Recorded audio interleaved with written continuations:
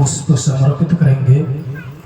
सर्वप्रथम हमारे आदरणीय श्रद्धेय माननीय मुखिया जी श्री सद्गुरु महाराज के श्री चरणों में माल्यार्पण अर्पित करेंगे।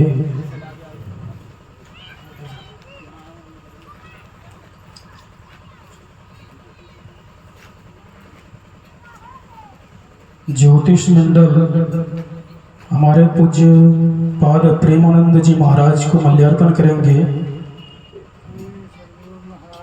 श्री सद्गुरु महाराज की जय। राजेश कुमार साहब कल्याणपुर पूज्यपाद गुरुदेव बाबा को माल्यार्पण करेंगे। धर्मेंद्र कुमार बंगाली टोला पूज्य सकलदेव बाबा को माल्यार्पण करेंगे। वाल्मीकि कुमार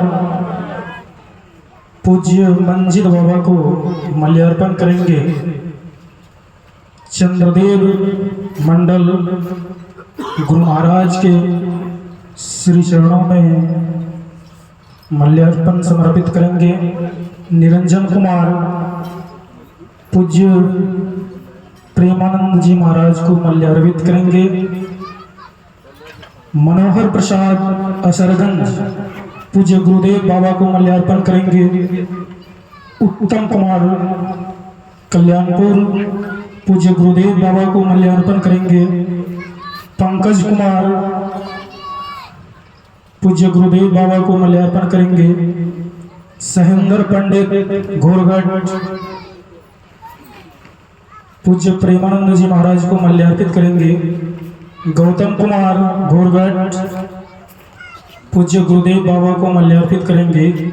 वासुदेव मंडल छंगोरी मंडल उर्फ रघुनाथपुर पूज्य प्रेमानंद जी महाराज को माल्यार्पित करेंगे।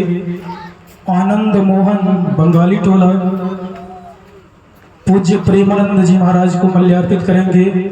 रोशन कुमार पूज्य प्रेमानंद जी महाराज को माल्यार्पित करेंगे। रौकी कुमार पूज्य प्रेमानंद जी महाराज को माल्यार्पित करेंगे एवं सीताराम कुमार पूज्य प्रेमानंद जी महाराज को माल्यार्पित करेंगे। श्री सद्गुरु महाराज की जय।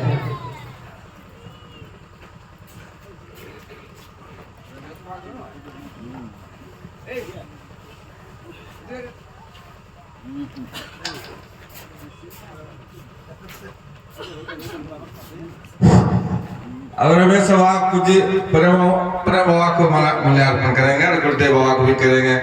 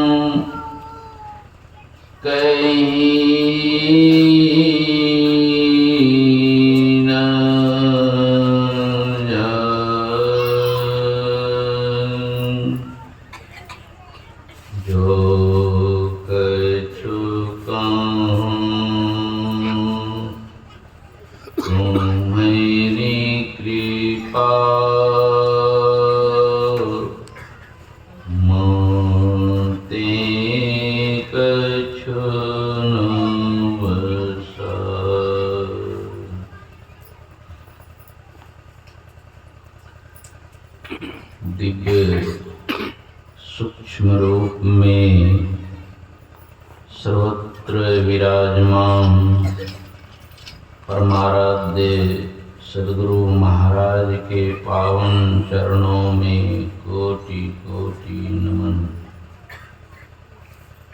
पूज्य महात्मागण,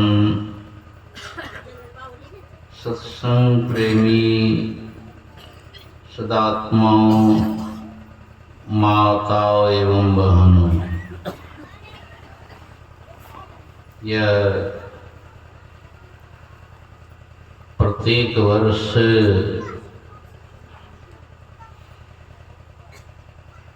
इस 14 जनवरी को इस स्थान पर सत्संग हुआ करता है। यह सत्संग का उद्देश्य है कि संसार में जितने भी मानव हैं, जो भी मनुष्य शरीर धारण किए हैं, सबको मरने के पहले यह ज्ञान प्राप्त हो जाए तो उस मानव का जीवन सार्थक होगा, जन्म लेना सार्थक होगा। इस ज्ञान के अभाव में यदि शरीर छूट गया, संसार में आप कोई भी रहिए, राम जी ने कहा, नर तन पाए विषय मन दे, पलटी सुधाते सठ विसले। मनुष्य शरीर पाकर के जो मनुष्य अपने मन को संसार में विषय में लगा करके जी रहे हैं, राम जी कहते हैं कि कितनी भारी उनको हानि है, वे कितने बड़े मूर्ख हैं। बार बार हम लोग सुनते हैं, ये कोई सीमा है मूर्खता की कि कोई अमृत से बदल करके विष लेता हो। अमृत से बदल करके हम घी ले लेते, कुछ तो काम चलता, चलो ठीक ही है। अमृत से बदल करके हम दूध ले लेते, चलो ये भी ठीक है। कुछ अमृत से बदल करके पानी भी ले लेते, चलो ये भी ठीक है, जल ही जीवन है।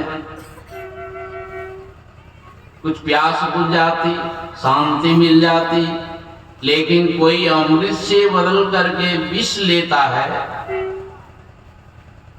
उसका तो सब काम ही बिगड़ जाता है। विष ग्रहण करने से आपके जीवन में अशांति ही अशांति। जिस तरह की कोई व्यक्ति जहर पी ले, विष पी ले, था तो ठीक ही था, जैसे विष पिया तो बस परिवर्तन हो गया, बेचैनी आ गई, छटपटी आ गई, परेशानी में चले गए। राम जी कह रहे हैं, संसार के जो मनुष्य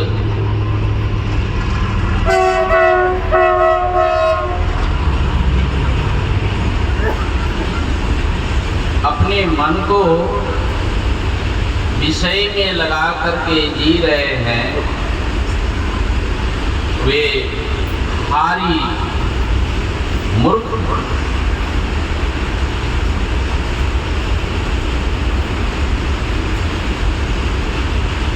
और यही कारण है, अनपढ़ व्यक्ति हो या विद्वान व्यक्ति हो या निर्धन या धनवान, दुनिया के कोई भी मनुष्य हो, तंधर सुखिया कोई ना देखा, क्योंकि सबका मन जो है संसार में लगा हुआ है। इसलिए सब के सब परेशान हैं, सब के सब दुख में पड़े हुए हैं, उनकी प्यास नहीं बुझ रही है, छटपट कर रहे हैं।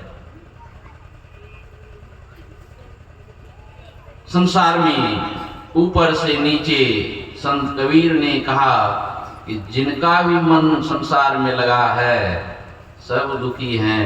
स्वर्ग में भी जाते हैं तो वहां भी संसार में विषय में ही मन रहता है, इसलिए वहां भी बेचैनी है। ऊंचे से ऊंचे लोक लोकांतर में भी जाते हैं तो वहां भी विषय ही विषय है। स्वप्न भी देखते हैं तो वहां भी विषय है, वहां भी मन विषय से अलग नहीं है, इसलिए स्वप्न में भी जो है बेचैनी। गहरी नींद में कोई कहीं मन रहता ही नहीं है, इसलिए गहरी नींद में थोड़ा चैन मिलता है, छूट गए। इस तरह बहुत दर्द होते होते कोई कोई बेहोश हो जाते हैं, होते हैं कि नहीं? भारी कष्ट होता है, भारी एक्सीडेंट हो जाता है, बेहोश हो जाते हैं, उनको कोई होश नहीं है, दर्द को नहीं सह सकते हैं, बेहोश हो जाते हैं, वही गहरी नींद है। थोड़ा देर विषय से छूट गए, लेकिन कितना देर नींद में रहते हैं लोग? खाट पर पलंग पर 8 घंटा 7 घंटा पड़े रहते हैं, लेकिन नींद में रहते हैं, गहरी नींद में रहते हैं। बहुत लोग तो कहते हैं कि नींद में जो है जाते हैं सोने के लिए, मन तो चक्कर ये काटते रहता है 12 बजे तक। कोई कोई कहते हैं नींदे नहीं है। ये नींद जो है विषय से छूटना है, लेकिन बेहोश है, उनको होश हवास नहीं है कि हम जिंदा हैं कि मुर्दा हैं, दुखी हैं कि सुखी हैं। वो गहरी नींद में ये हालत हर एक जीव को होते हैं, विषय से छूटते हैं, लेकिन उनको होश नहीं रहता है। बहुत अल्प काल के लिए लोग गहरी नींद में जाते हैं, आंख बंद कर लिए लेते हैं, लेकिन गहरी नींद में बहुत कम 7-8 घंटा सोते हैं, लेटे रहते हैं, उसमें बहुत कम देर जो है गहरी नींद में कोई जाते हैं। चले गए गहरी नींद में, फिर जग करके फिर आपको शक्ति आ जाती है। क्यों? इसलिए कि थोड़ा देर आपने अपने को विषय से अलग कर लिया, इसलिए वहां शक्ति मिल गई आप, फिर आप तरोताजा हो जाते हैं दुनिया में। इस तरह हम लोग बचपन, जवानी, बुढ़ापे बिताते शरीर छोड़ देते हैं, तो राम जी कहते हैं कि नर तन पाए विषय मन देही, पलटी सुधा ते सठ बिसलेही। वह महामूर्ख है, इतना भारी मूर्ख है कि अमृत से बदल करके कोई विष लेता हो, वो उतना भारी हो।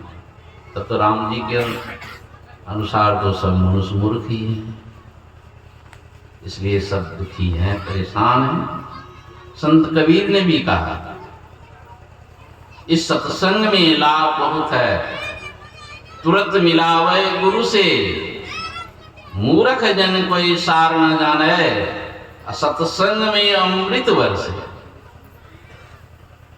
मूर्ख किसको कहा?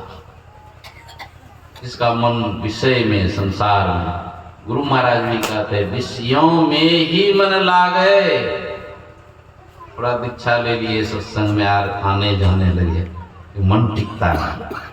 गुरु महाराज कहते हैं विषयों में ही मन लागे, सत्संग से हटे भाग। तो मन तो मानता ही नहीं है विषय से हटने के। मोको करो सौभाग्य सत्संग में लगा लो। हमारा सौभाग्य तो तब होगा, या किसी का भी सौभाग्य तो तब होगा जब हमारा मन सत्संग से हटे नहीं, सत्संग में ही मन लगा रहे। एक घड़ी आधो घड़ी आधो में पुनियावत, तुलसी संगत साध के कोटि हरे कोटि अपराध। इतनी महिमा है यदि सत्संग में मन लग करके रहे। तात स्वर्ग अपवर्ग सुखा धरिए तुलाए कंग, तुलना ताई सकल मिली जाओ सुख लव सत्संग।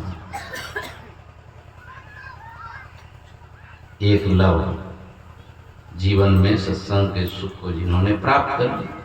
बहुत लोग कहते हैं हम तो जीवन भर सत्संगे करते हैं, सत्संग हुआ कि नहीं हुआ। जाओ सुख लव सत्संग। लव किसको कहते हैं?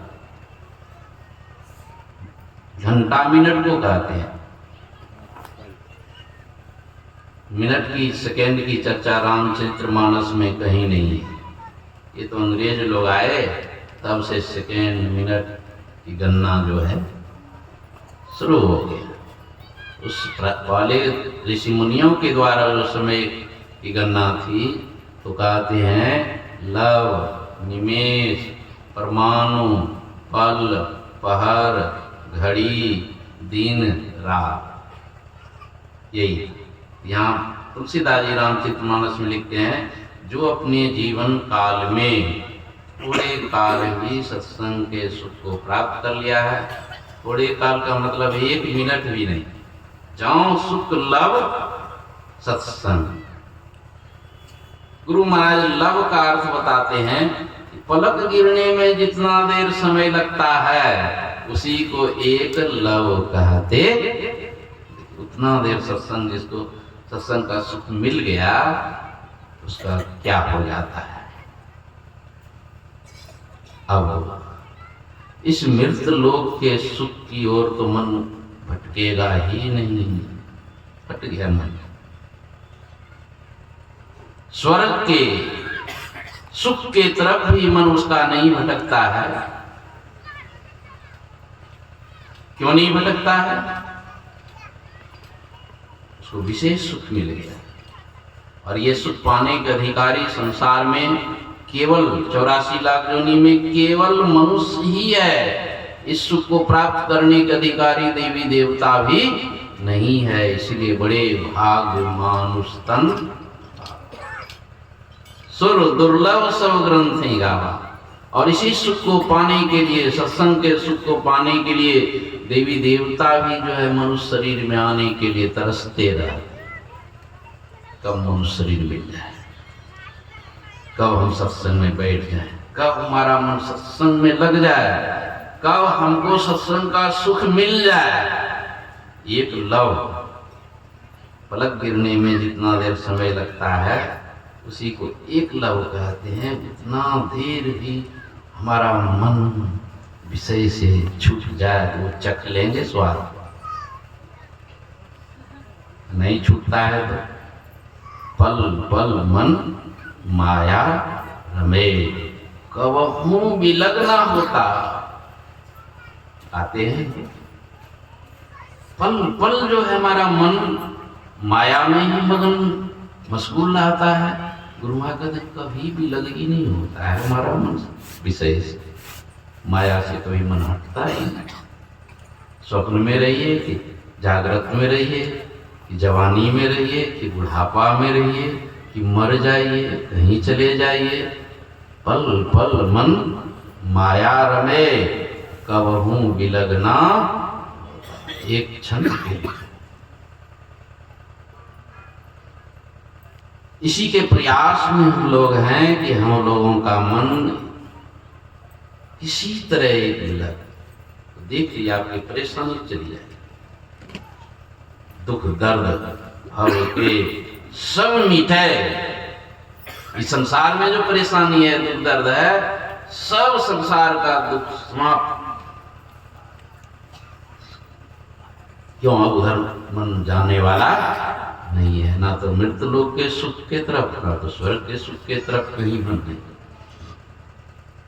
छोटा बच्चा होता है, ज्ञान नहीं है, तो बढ़िया बढ़िया सामने में देखता है खिलौना, नहीं चाहे प्लास्टिक का हो, कचकड़ा का हो, काठ का हो, देख लीजिए बच्चा को, कोई सिखाया नहीं है, आंख से देखता है एकदम टिप टॉप रंग तो बढ़िया, उसके मन में होता है इसमें कुछ स्वाद होगा, पकड़ा और मुंह में डालता, खेलता है, कोई स्वाद नहीं है, खाली देखने में खूब बढ़िया है खिलौना।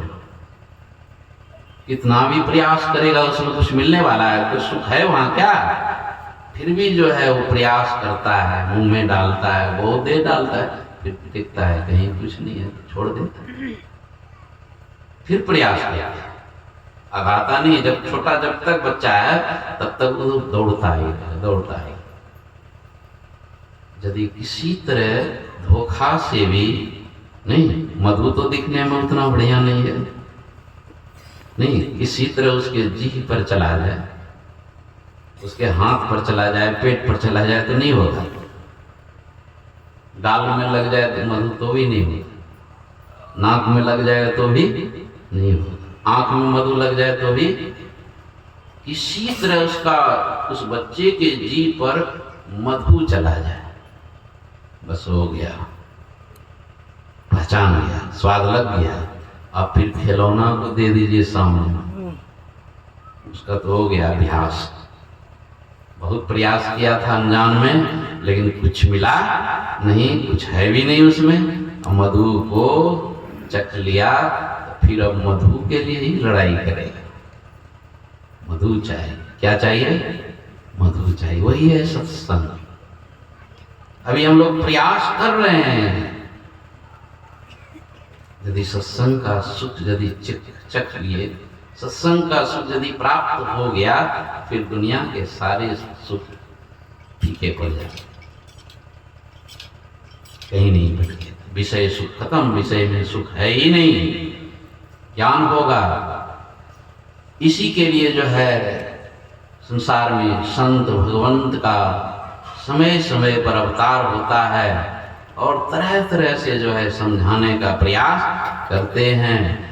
तुलसीदास जी भी आए संसार में, वो भी समझाने का प्रयास किए, तो समझने वाला कोई नहीं, समझने वाला भी तो होना चाहिए, कोई नहीं। हाँ, उनको कष्ट देने वाला हुआ, कुछ लिखे उसको भी चुराने वाला हो गया, तो राम जी की कृपा हो गई, जो रामचरितमानस जो है कहते हैं स्वयं राम जी रक्षा किए, नहीं, तब रामचरितमानस लोकप्रिय ग्रंथ आपके घर घर में है, आपके हाथों में, और संत में तो समझ लीजिए एकदम आधार ही है रामचरितमानस। अपराह्न काल में सत्संग में एकदम गुरु महाराज ने अनिवार्य कर दिया है रामचरितमानस का पाठ, देख लीजिए।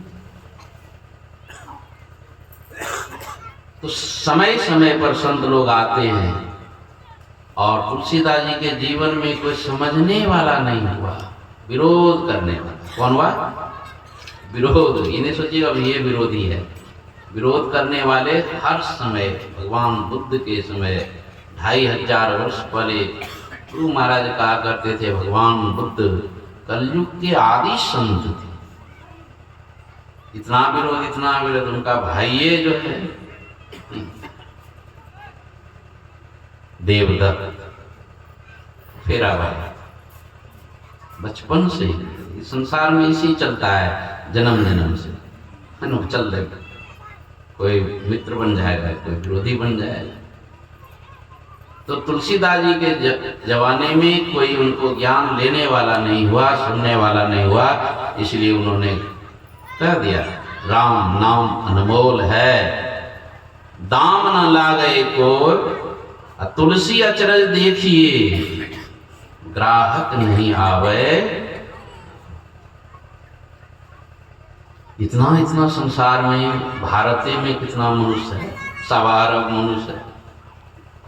नहीं, दूसरे देश की बात छोड़ दीजिए, चीन, जापान, अमेरिका, ये सब की बात छोड़ दीजिए, वहाँ भी बहुत सारे मनुष्य है, लेकिन वहाँ सत्संग की सुविधा नहीं है, वहाँ संत और भगवंत का अवतार नहीं होता है। इस भारत भूमि में सभी अवतार भगवान का अवतार, संत पुरुष महापुरुष का अवतार होते हैं। तो फिर भी देख लीजिए, सब चीज का ग्राहक मिलता है। नहीं, मिट्टी खरीदने वाला, जल खरीदने वाला, दूध घी खरीदने वाला, नहीं और क्या क्या खरीदने वाला, सब चीज का ग्राहक मिलेगा। लेकिन तुलसीदास जी कहते हैं, राम नाम अनमोल है, दाम ना लागे को, तुलसी अचरज देखिए, ग्राहक नहीं आवे, ग्राहक नहीं।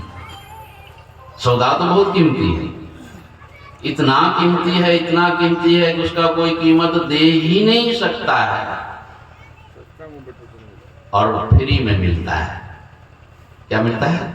फ्री, कोई दाम नहीं, फिर भी लेने वाले। उनके जमाने में कोई नहीं मिला, तो वही बैठ करके पोथी लिखने लगे, रामचरितमानस, कवितावली, दोहावली, रत्नावली, तुलसी सतसई, बहुत ग्रंथ उन्होंने बैठ करके चित्रकूट में लिख करके रख दिया। चलो इतना तो काम कर दिए, ग्रंथ में ज्ञान को उन्होंने रखा। तो ग्रंथ पढ़ने वाले क्या उसको ले लेंगे? पोथी पढ़ी पढ़ी जगमूला, पंडित भयाना को ग्राहक नहीं है। तो पोथी पुराण जब साक्षात तुलसीदास जी महाराज थे, तो उनसे ज्ञान उस समय किसी ने नहीं ग्रहण किया, कोई ग्राहक नहीं था तो किसी को नहीं मिला। और अभी क्या ग्राहक